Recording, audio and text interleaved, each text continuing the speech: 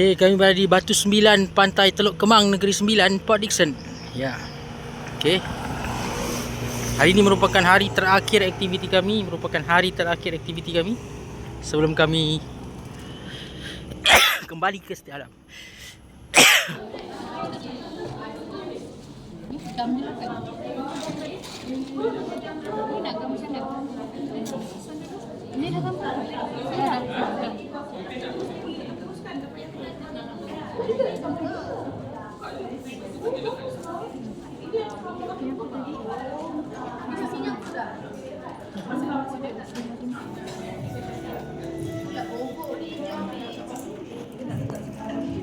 Baik, masa pun dah menunjukkan 9 gunung.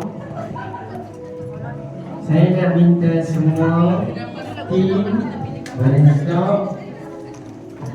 Okay, kita dah masuk ke sesi presentation ya.